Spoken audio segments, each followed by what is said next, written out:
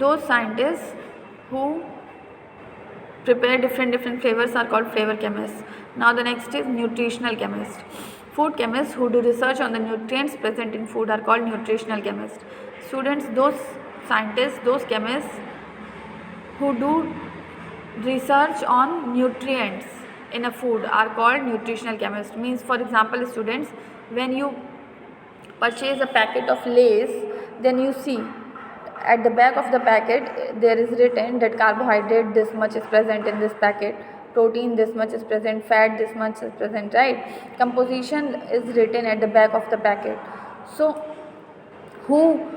how they know that in this packet this much carbohydrate is present, this much fat is present, and this much protein should be present? Okay, so students, all these things are called nutrients. Carbohydrate, fat, protein, these are the nutrients.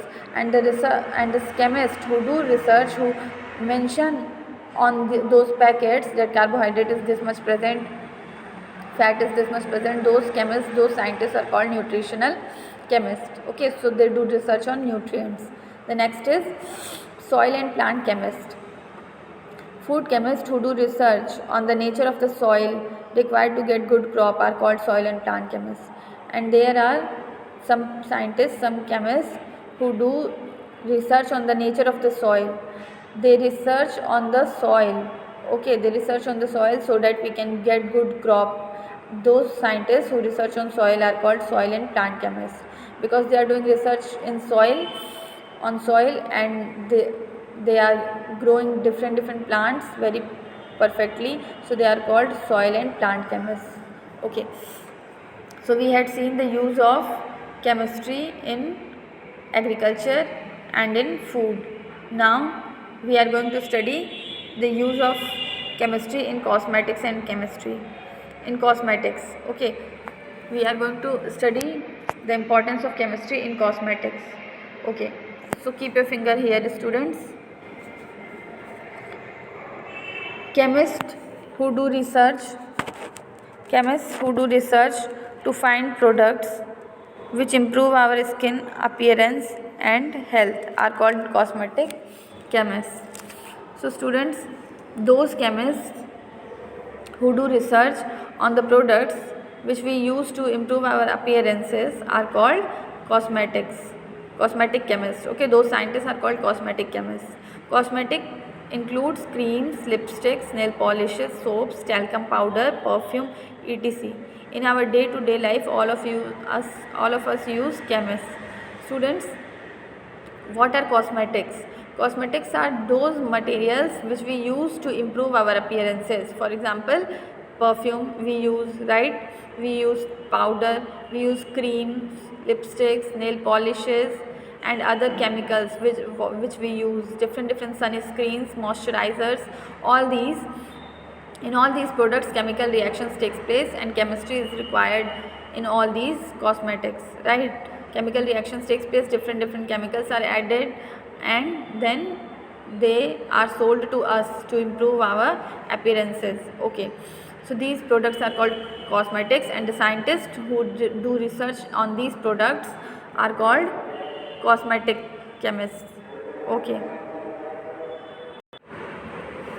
so to prepare cosmetics, some of the components needed are water, preservatives, dyes, fragrances, etc. All the cosmetics contain chemicals which help us to look prettier, right? Okay, now, but there can be many harmful effects of using cosmetics, such as headache, hair fall, damage to nails, harm to eyes, skin allergies, etc. But sometimes some cosmetics do not suit to some persons, right? So those people, what they do? So those people, students, what they can do? They can use some home ingredients as cosmetics. For example, cucumber, papaya, turmeric, honey, gram flour, right? Gram flour means besan. Okay, so all these things we can use to improve our appearances. All these are home ingredients which we can use as cosmetics. So chemistry plays an important role in cosmetics also. The next is fabrics and chemistry. All fabrics are made from many fibers which are obtained from natural or artificial sources. Students, all fabrics means kapda. So all fabrics are the materials made from many fibers. Fabrics are clothes which made of fibers, right? And fibers can be artificial and natural. Both type of fibers are there. Fabrics such as cotton, silk, wool, linen, etc. are made from fibers obtained from plants and animals. These are called natural fabrics, right? Okay, students, those fibers which we get from plants and animals, right? Those fibers which we get from plants and animals. For example, cotton we get from plants, right? And silk we get from insect, silkworm. Wool we get from sheep, right? So all these fibers which we obtain from animals and plants, those fibers are called natural fibers, and the fabric made up of these fibers is called natural fabric. And the next, fabrics such as nylon, polyester, terylene, etc. are man-made fibers that are prepared by a number of processes using material of petroleum origin. These are called synthetic fabrics. And nylon, polyester, all these fabrics, students, are prepared in the laboratory by mixing many chemicals. Okay, so those are called artificial fabrics because those are prepared by man, okay, in laboratory. We do not get these fibers from plants and animals. These fibers are prepared in the laboratory by the human beings, so they are called artificial fabrics. Natural and synthetic. Artificial fabrics are also called synthetic fabrics. Okay, natural and synthetic fabrics both consist of many small units, monomers, combining to form a large unit called polymer. What is monomer, students? If a molecule of a chemical is made up of only one atom or one molecule, if any fabric is made up of only one molecule, then it is called monomer. Okay, if same type of molecules join together and then they form that fabric, then this is called polymer. Poly means many and mer means units. Okay, polymer. So the same thing. For example, proteins are made up of amino acids. So many amino acids join together and then they form one protein. Okay, so protein is polymer of amino acids. So these synthetic fibers are these are the polymers. The name indicates polyester. Okay, polyester means ester molecules are joined many times, so it is called polyester. Okay, now advantages of natural fabrics.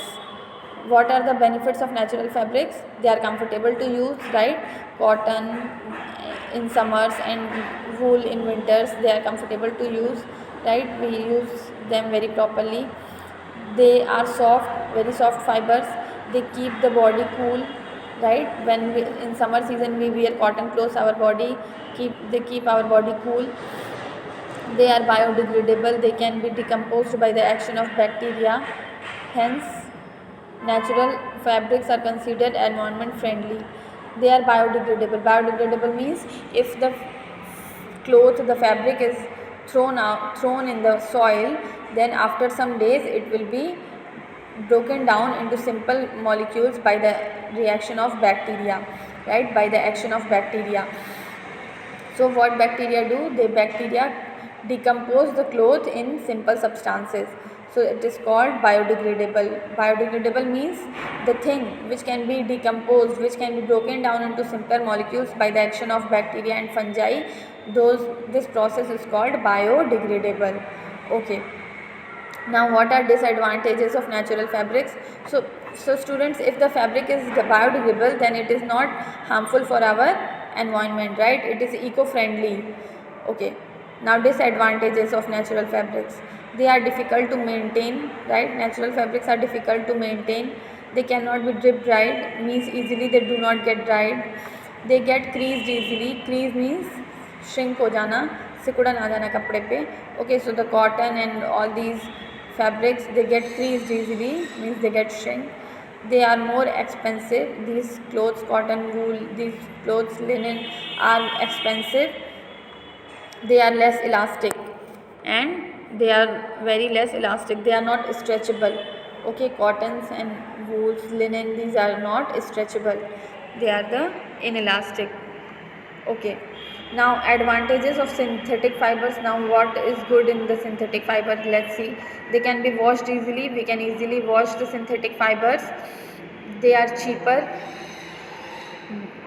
right? Synthetic fibers are very cheap, they are not very costly, they are strong and more durable. These fibers, synthetic fibers, are very strong, and for many time they remain as it is, they do not easily turn out. Okay, they get dried quickly, they dry quickly, they do not get creased, and they are more elastic, means they are stretchable, and they do not get creased, means they do not shrink easily. So these are the advantages of synthetic fibers. Now what are the disadvantages of synthetic fibers? Okay, they are not environment friendly, means they are not biodegradable. Okay, bacteria cannot decompose them into simpler substances. So if the fabric is present in soil, then it will remain as it is till many years. Okay, up to many years. If after many years you will dig that soil, you can get that cloth as it is, because it is not biodegradable. Okay, they do not allow the sweat to get evaporated. If we wear those clothes, our sweat do not get evaporated easily, hence are not very comfortable, because the sweat do not get evaporated easily. So these clothes are not comfortable, they are not very soft. Okay, they do not burn but melt when they come in contact with the flame, and stick to the skin in case of an accident. Students, these synthetic fibers, they do not get burned, but if they come in contact with fire, then they melt easily. They melt and stick to the skin, and then it will be very harmful for our skin. Suppose if sometime, if at some place the fire catches, so if you will go at that place, then your synthetic fabrics can be they can melt, and then they can stick to your skin, which is very dangerous, very harmful for us. Okay, so these are the disadvantages of synthetic fibers. Now let's study the uses of synthetic fibers. Okay, nylon. The use of nylon is clothing, stocking, parachutes, toothbrushes, combs, etc., ropes for climbing, fishing nets, etc. These all are made up of nylon fibers. Okay, nylon is a synthetic fiber. You must be thinking, ma'am, toothbrush also is made up of nylon fiber. Yes, beta, the bristles of toothbrush, the bristles of your comb are made up of nylon.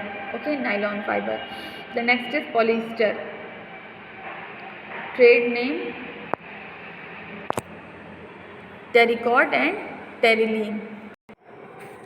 So to make shirts, trousers, saris, conveyor belts, sails for sailing boats, etc. All these things are made up of this polyester cloth. So what is conveyor belt? Students, whenever you go in some big temples and in some big malls, so they check, the guard of the mall or the guard of the temple checks you, right? And he or she tells you that keep your bag over these machine, and then at this side you will keep your purse, your bags, and at other side, when you go inside the temple, at other side you can get your bags and whatever things. Okay, so those belts which carries those machines in which belts are embedded, and they carry our things from one place to another place, those are called conveyor belts. Okay, and sails for sailing means those boats in which the clothes are attached. The boat in which cloth is attached is called sailing boat. Okay, and the cloth is called sails.